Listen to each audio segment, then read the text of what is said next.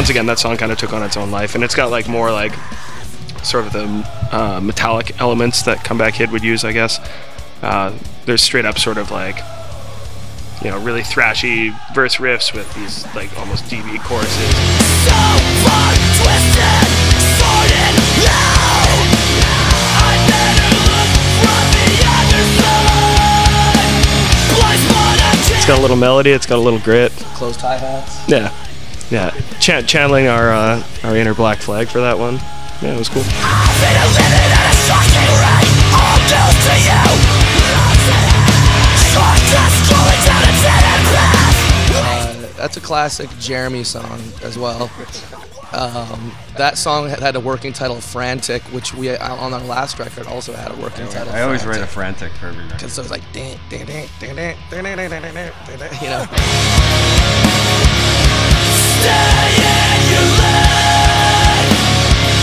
Just don't bother.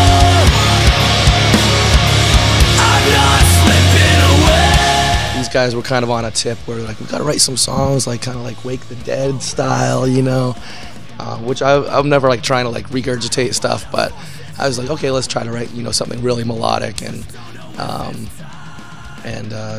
you know, that's kind of what we did, and it just kind of came out. You know, it's a lot of singing, and it's another like song that's like pretty empowering to play, I think, and just it feels good. Throw it. Throw the stone. Throw it. Throw the stone. We produced the album ourselves. Like our friend Stu McKillop engineered it. You know, definitely threw his ideas down. Sometimes when I'd be in the vocal booth, you know, it's kind of hard to like always know if what you're doing is actually very cool or whatever. So I'm telling these guys like, put your producer hats on or whatever. And Jeremy stepped to the plate. He like really produced the vocals on that like breakdown, like pre-breakdown. He's just, you know, watch me like, throw that, stop, like throw it. God, it's a miserable moment in time. He swung it out till the finish line, and when it all came to a close, yeah. I don't know, the song just kind of took on a different life, like I would say, after the first jam session.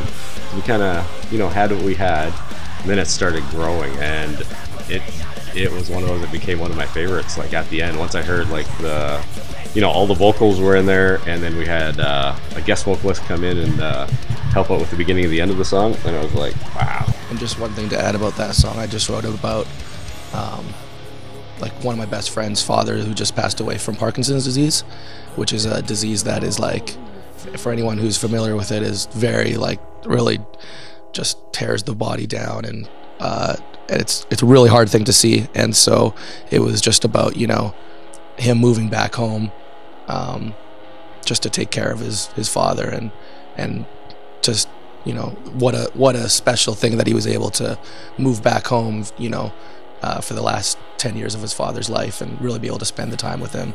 And so that's why that song kind of resonates a little bit more on top of the interesting music, you know. A decade long, the finish line, a sense of calling to move back home. Father, he can't